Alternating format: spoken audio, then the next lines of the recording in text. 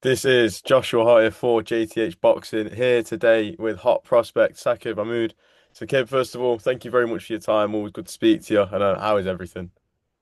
Oh, everything's good, man. Thank you for having me here. Always appreciate speaking to you and having you on. Let's just get straight into things. I want to kind of take it back to the start of the professional journey. Back in November, you made your debut on the Harlem Eubank undercard in Brighton. Wasserman show. Um, Getting out there and just being able to make your debut, and especially to do it on a platform as well. It wasn't like a small hall show. Wasserman, Channel 5, a good platform to be on. How good was that opportunity for yourself as you obviously set yourself up, and that's what we've seen going forward as well? Yeah, no, getting that fight out of the way, the first one on a show like that, like you said, it was a long time coming, and there was a lot of months building up to that fight. So to get out on a show like that under the lights, it helps a lot with my career and with my confidence as well. Now that I know I can perform in an environment like that, it gave me a lot of confidence going into the second fight as well, knowing that I've been on a big TV show and I've done well, and I feel like that put a lot of confidence in me right before the fight. Do you feel it takes a bit of that pressure away? Obviously, some fighters will work their way up through the small hall scene and then get the big TV opportunity, and it's a big change for them, whereas you've come in and had that from the get-go. Yeah, it does take pressure away in a way because obviously I'm dealing with it from the get go. However, on the other side as well, I know that I'm blessed to have these opportunities to be fighting on TV. I don't have to do the small hole shows and struggle as much as most boxers would. So I know that I've got to work twice as hard because there's people out there who want opportunities that I've got. So they're probably coming for me as well. So I need to work twice as hard to stay consistent and stay getting these opportunities. Well, we've seen that the hard work does pay off as you got another opportunity at the back end of January when you boxed on what was meant to be an Adam Azim undercard at the Copper Box. Obviously, on fight week, the plans slightly changed, but the card still went ahead, which I'm sure was a big relief for yourself as well as all the other fighters on the card. But to work your way up, then obviously by that point, it's BBC Boxer, the Copper Box Arena. A little step up from the Channel 5 shows. How was that experience? What changed that week? Yeah, no, that fight week was a bit different, like, because I've never done a press conference before. So even, I'll be honest with you, even just walking up to that stage for the press conference was probably more scary than the actual fight. Just to sit down and you see all the lights and the cameras, it was proper scary. And I remember when I got to the venue, and I walked through the doors for the arena, and because I was first fighting, I could see the whole arena empty, and they were testing out the lights and the mic, and seeing the whole arena, I think like, wow, I'm gonna fight in this place. It was crazy, man. And I was talking to my friends about it, like, yeah, I just fought in a copper box arena for my second fight. So now it's just hopefully on to bigger and better things now. That's one thing ticked off the list now. Just one thing on that fight, obviously, I mentioned obviously the cancellation of Adam Asim versus Lemos at the start of the week. How did that affect you? What was running through your mind when that news first went out and there was that uncertainty as to whether the show was going to be going ahead or not?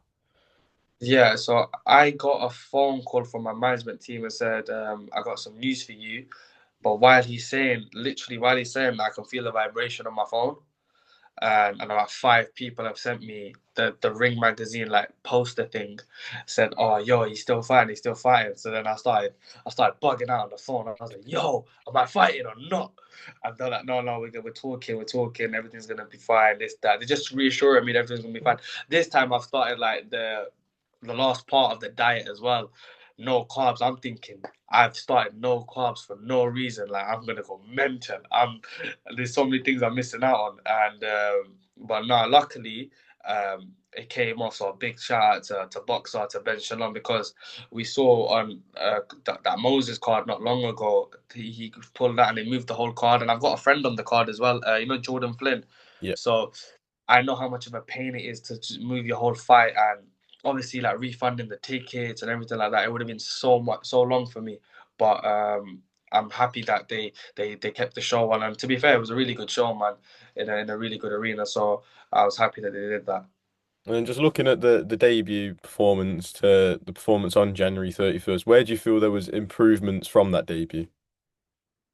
Just more. I always fight with confidence, but just even more confidence. Um, the first fight, there was so much nerves before I came out of the ring. Like, bro, I was. I was falling backstage. I was scared for my life. I don't know why, but this time I was not nervous one bit. And like I said, the first time in my life I was not nervous. So having that first fight on the TV really helped out, and I just felt more confident. It just felt like I belonged there, and I do belong there, and everything just felt much more natural, and it was just flowing.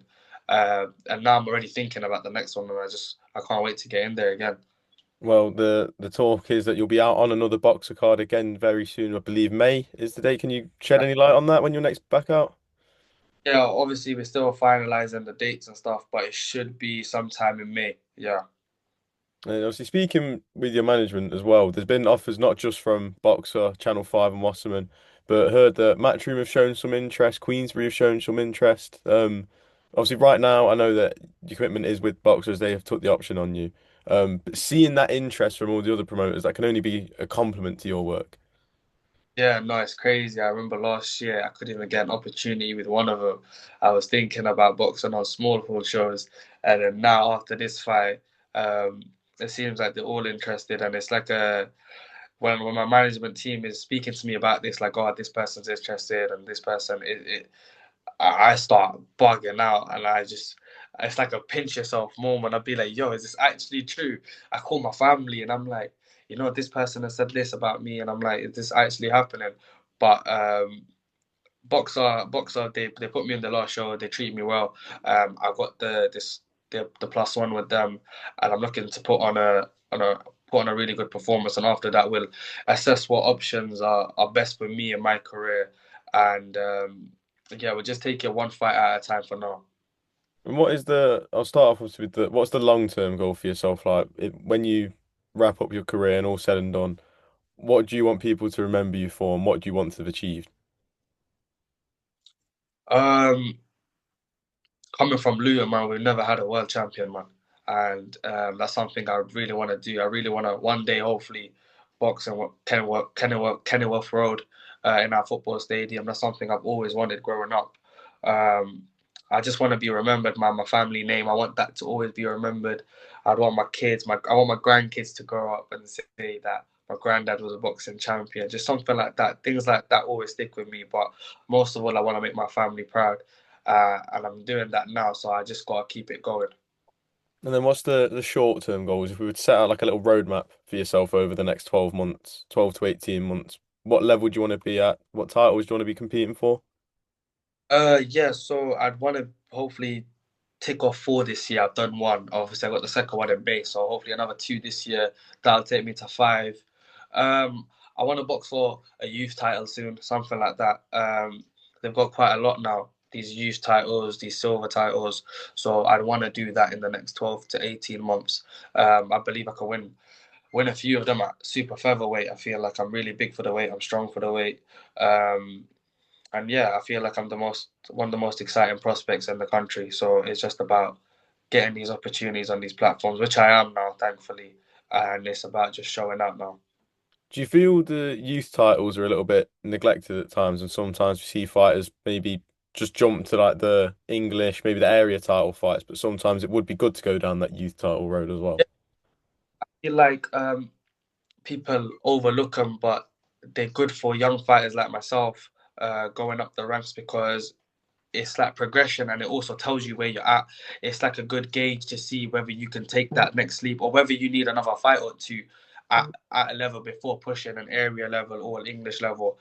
But I feel like nowadays people skip it, and then you'll see they'll get found out or exposed. But it's not nothing like that. It's just that they maybe just stepped in a bit too fast, and they should have just taken maybe one, two fights just before that. Uh, Obviously, you get one career, and I don't want to make any mistakes. So I won't be rushing into any fights that at an early stage of my career. Like I want to take my time. Obviously, don't want to take things too slow because if you take things too slow, you'll just stay at one level. So it's just about taking the right fights at the right time. But no, I got an amazing management team at SJAM, at X Line, and they know what they're doing with me. So my job is just to go out there and perform. Just last few from me, but one thing we were talking about off camera, obviously at the moment you are fasting, and something that I'm sure, well, myself and I'm sure many other people will be interested in is how does that affect the training, and especially for some fighters who are also fasting, who have fights coming up. how do you alter preparation to make sure you're still getting the best out of your training sessions? Yeah, no, so I'm still quite a long way out from May. I'm still waiting on the final Mhm. date, but I like to just stay in training, stay fit, just work on stuff, to work on mistakes that I've been making. So I'll be honest with you, it's really hard for me. To be honest with you, the food for me isn't that hard. It's the sleep, man. Like the broken sleep really gets to me. But no, I've still been training. I like to do my harder session, if so, like my boxing session in the morning because when I wake up, I'll have some sort of energy in me. It's just a bit like fasted session. So I'll do all of that in the morning, and then in the night, after I've opened my fast, I'll go for a run or something because that's just chilled out. And I'll drink a lot of water, and then it'll come out. So I feel like it's good 2 sessions, but sparring is really hard while you're fasting because I'll be dying in the middle of the round and Jason's like, "Oh, do you need water?" And I'm like, "Jason, man, I'm fasting, man, chill out." But he sometimes forgets that I'm fasting, and sometimes he forgets that I can't have water. But no, I've got sparring tomorrow morning. But no, to be fair with you, I'm really enjoying it. It's like an extra challenge that I kind of enjoy. Absolutely. And then just last one, when you were growing up as a boxing fan and having these visions of being a professional boxer, which boxers did you look up to and idolize and go, yeah, they're the type of fighter that I like? You know what? Yeah, I only started boxing not long ago, like 2018, 19. So I never Okay. really I never really used to watch. Obviously, I used to know like Mayweather, Amir Khan, this that. But when I really started to watch it and stuff, the boxer that I like the most is someone like Josh Kelly. I was telling everyone he was gonna win that fight, and no one was believing me. But um, and just that type of style. I love that type of style, man. The flashiness, that the fast twitch. He's someone that I watch a lot. So someone like him. Obviously, I like watching Ben Whitaker because he's entertaining.